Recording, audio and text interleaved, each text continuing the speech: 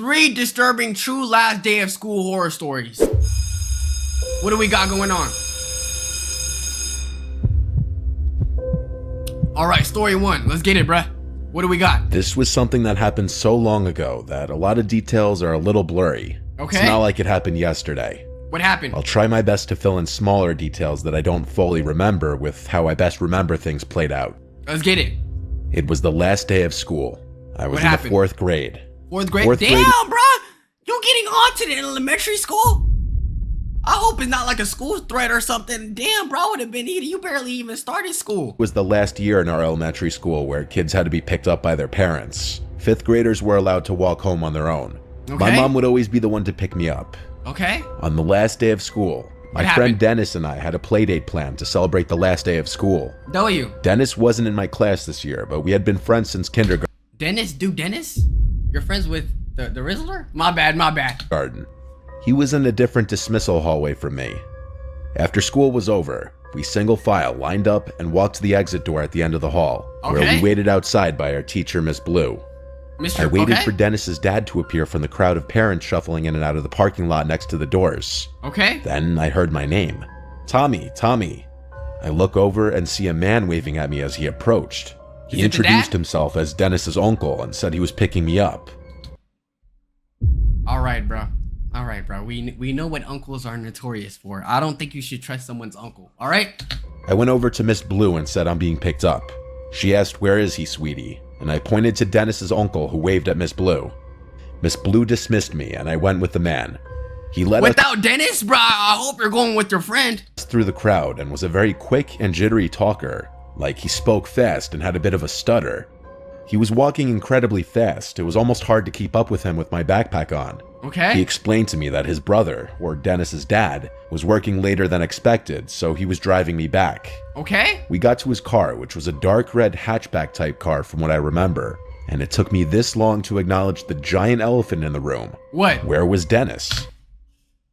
Okay, bro, clearly you were born with 2 functioning chromosomes. Even as a kid, I realized if my best friend or my friend is not with me, I'm not leaving. Why would you leave your friend? Huh? Why would you leave? Okay, bro. You see, that's the problem with you niggas, bro. It's almost like you wanted to get kidnapped. Why weren't we picking him up too? The man turned to look at me in the back seat and said that Dennis was already at his house. I was shy around people I didn't know, especially adults. And I wasn't dumb. one to openly speak my mind if I was confused. Okay. But I was very confused. This was making less and less sense. The whole drive, the man kept yapping, telling stories of his days in elementary, asking, Are we using TikTok lingo in horror stories now? He was yapping? What are you gonna say next? Yeah, oh yeah, he was acting very skibbity. Like what? me questions like what sports I played, what we're learning in class. If I had to guess, we were in the car for like 10 minutes, which honestly for our town where houses were right on top of each other, that was a while. My house was a 5-minute walk away from the school. We were definitely in an area I wasn't familiar with when he parked the car in front of his house. His house looked pretty normal to me from what I remember. He led us inside and shut the door and locked it behind us. It was really, really dark inside the place, and I realized why. All the curtains were shut. It almost felt like it was nighttime in there, especially because the only source of light was a dim lamp in the corner of the room. He then looked at me and smiled. I said, "Where's Dennis?" And he started acting really jittery and nervous seeming. He said something like, "Oh, I think he's downstairs playing video games. Give me a second. Wait here." He then disappeared into a nearby room, and I heard a door open and then footsteps descending into a basement. I know my heart was already racing. I knew I was in danger. I went to— Was his uncle named Drake? I think we discovered some shit, bro. To the door to quietly try to open it, but I couldn't. It had some kind of lock that must have needed a key for. I really started to panic now. Yet I still probably held out a little bit of hope that Dennis would be coming up those stairs. But I knew the chances of that were slim. I regretted entering that house. I did the only thing I could think to do. What? I went to the kitchen and found a phone hung on the wall. I picked it off the receiver and dialed 911. The first thing I said when they answered was in a whisper, "Please come to this house. I've been kidnapped." They heard me. Okay, so you as a 4th grader know how to call the police and contact them and know where you live, right? But you don't have the common sense to think, where's my friend at? Okay, bro. Acknowledged me, but I didn't say another word. I hid the phone under a towel in the corner of the room with 911 still on the line. I hurried back to where the man left me as I already heard his footsteps coming back upstairs. Then he called my name, saying, "Come down, Dennis is down here." Then there was a pause. He repeated my name, and when I... Okay, the only thing that's down there is... you feel me? There's another man out there, but it's not... I don't think it's the man you want to see, bro. Okay? I didn't answer. He came up the stairs fully to look at me. He asked me if I was okay. I felt so sick, and I was so scared. I hated myself for walking into this situation and not being wiser. I asked in a very scared voice if I could leave, and I remember the change in his face.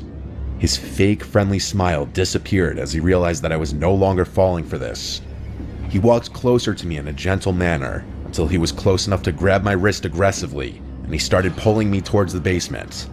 I screamed and cried, and he screamed at me, "I'll let you go if you stop and behave." Yo, this freaky ass uncle, bro. I know what his ass is trying to do, bro. Stop your P. Diddy ass, bro. Let that kid go from the basement. So I listened. Jeffrey I went down Epstein the stairs, and halfway down, the door slammed shut behind me, and I heard it lock. I walked fully down the stairs to this empty, unfinished basement with a concrete floor and one singular support beam in the middle of the room. Okay. There was a depressing yellow glow in the room from one exposed light bulb hanging on the ceiling. If there was a place you'd imagine kidnapped children to go, this would be it. Damn. I heard his heavy footsteps upstairs. You could hear everything in this house. Damn. I don't know what he was doing, but I heard him walking around for a while. Then he came to the basement door, opened it, and he called down asking if I'm hungry. I replied no. I didn't want him going into the kitchen seeing the missing... Yeah, do not take any food from him, alright?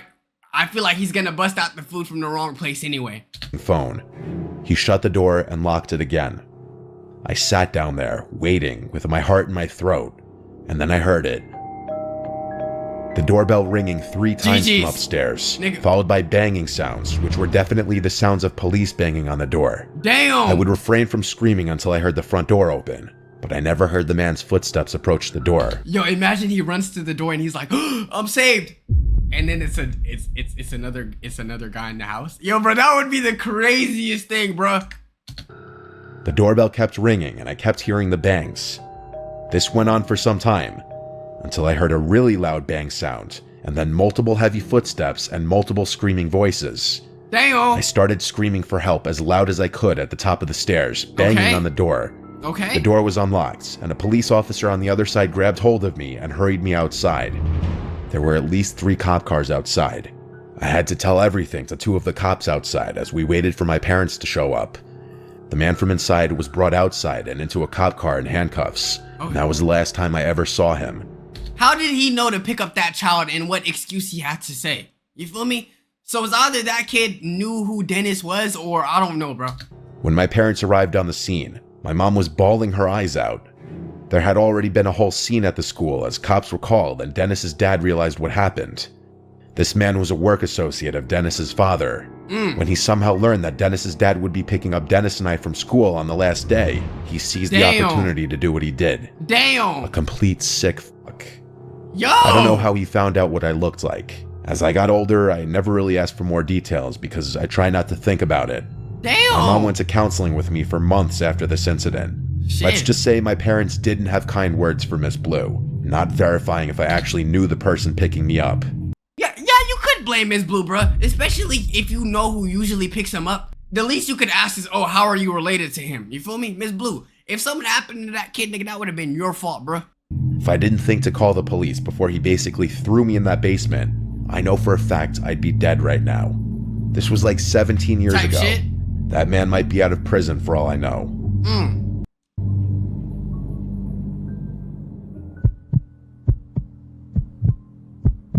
Tommy Gunn. How's this gonna go? It was junior year of high school, and it was the last day of school.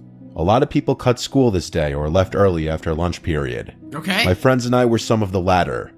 It was a stormy, dark day. A bunch of people from our grade originally planned to hit the beach on the last day of school, but that was obviously canceled. So my smaller core group of friends decided to do something else. What they want to do? There used to be an abandoned elementary school in town that hadn't... You see, anything that's haunted deserves to happen to you. Y'all could do anything in this world. Y'all could go to the movies. I don't know. Y'all could go home and play Uno. Y'all want to discover an abandoned elementary school on the last day? Yeah, bro, if y'all get abducted, it's y'all fault. Been used for like 10 years. There were plans to tear it down by the year's end. So, still wanting to do something fun on the last day of school, we all agreed to break into the building and just fuck around exploring. Why? There were no cameras in that old building, and on a stormy day, no one would be outside monitoring the place or anything. So we all left after lunch period. Okay. Our friend Eddie already had a car and his license, so he drove us all to the abandoned school. Okay. The school was in the middle of a neighborhood, not on any main roads or anything. There was a back parking lot covered by overgrown bushes and trees on one side, and the walls of the school on two other sides. Okay. It was a perfect spot to park and go unnoticed. Wait, y'all could drive and I can't? Shit, bruh. What you mean high schoolers know how to drive before me? The place wasn't boarded up or anything. It was just locked up. Eddie had a baseball bat in his trunk that he took out to smash one of the windows of the school. Why? I was honestly so nervous that even through the pouring rain, one of the houses over the fence would hear the smashing sound. We all watched and nervously laughed as Eddie swung the bat into the window in front of the car, and after a few good swings, smashing it. He pushed away the stray pieces of glass stuck to the frame with the bat, and then he waved us over. We one by one climbed through the window into the school. Okay. My logic was that the school was being torn down anyway. What does a broken window matter? We all were inside. Y'all ain't even ask yourselves, why is this school abandoned, huh? For all you know, this could be R. Kelly's hideout, huh? What if you pop into one of the rooms and you see Jeffrey Epstein with 5 girls, bro? Huh? Think to yourself, bro. The building now. The window we climbed through was actually one of the windows for a classroom. A lot of stuff was still left in the room, including the desks and some decorations on the walls. Okay. Based on the decorations, it looked like we were in a 4th or 5th grade classroom.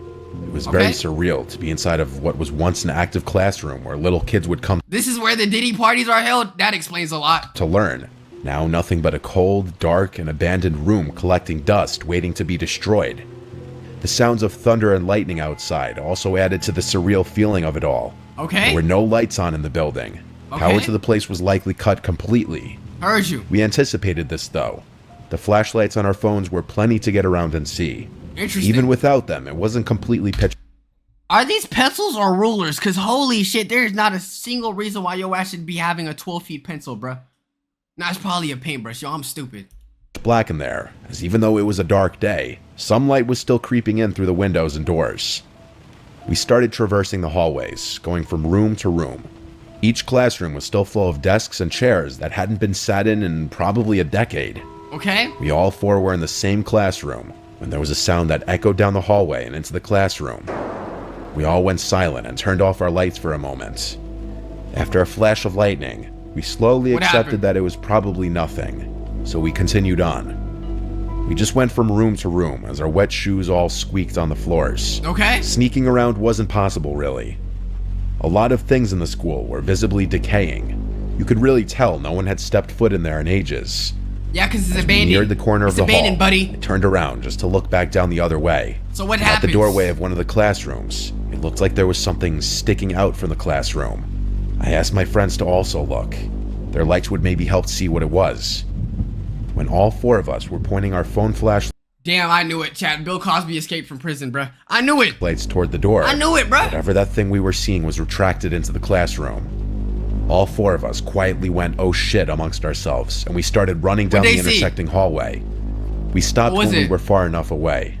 It seemed we were in the kindergarten wing now. Okay. Then we heard another sound echo from down the hallway. It seemed we weren't alone, but who could be? It's not Drake, bruh. It's not, okay, you know what? Let's just have our short list of people. Drake, EDP, Josh Giddey, Bill Cosby, R. Kelly, Jeffrey Epstein. One of those niggas. It gotta be. In here was the question. The place was locked up and every light in the building was off. Too. The sound scared us into going into the first classroom we could find and shutting the door. It was indeed a kindergarten classroom. We were now concerned we'd get in trouble, so we waited in silence with our flashlights off. The rain was still coming down hard, and there was still thunder and lightning crashing every 20 seconds or so. Suddenly, the door to the classroom clicked open. Wait, why don't y'all just leave? Leave the premise. Why are y'all like, y'all know this place is haunted, and the first thing you were like, oh yeah, let's You know what? Let's do our investigation discovery skills and let's go to the kid side, the kindergarten side. Y'all deserve to get haunted, bro. Someone pushed it as it eerily creaked to a fully open position.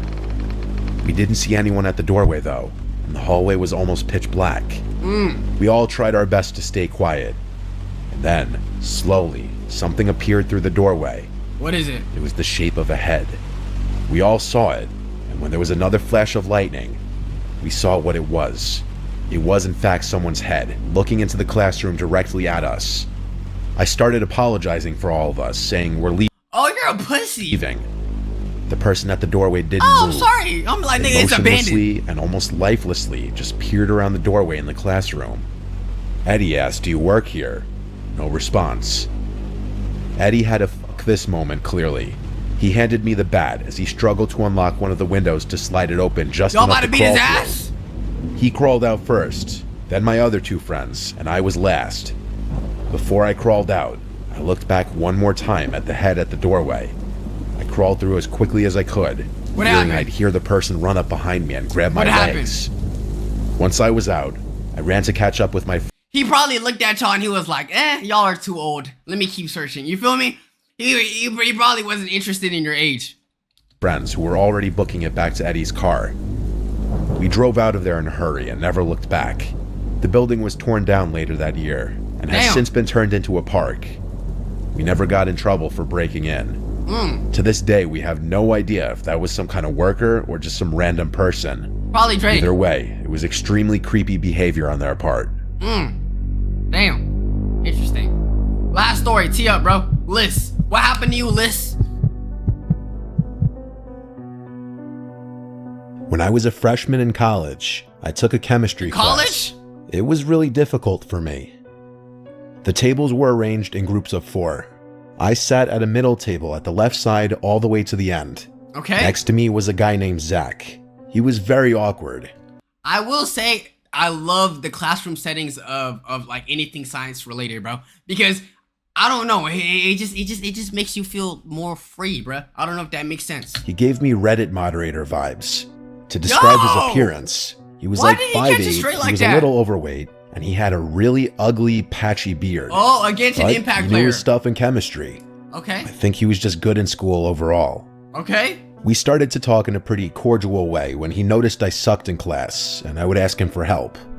He started offering to do my homework for me, and he even let me cheat off him on tests. I never got any kind of flirtatious vibes from Zach, but that might have been because he was just too awkward to flirt in person. He eventually asked for my number so that he could send me homework-related stuff.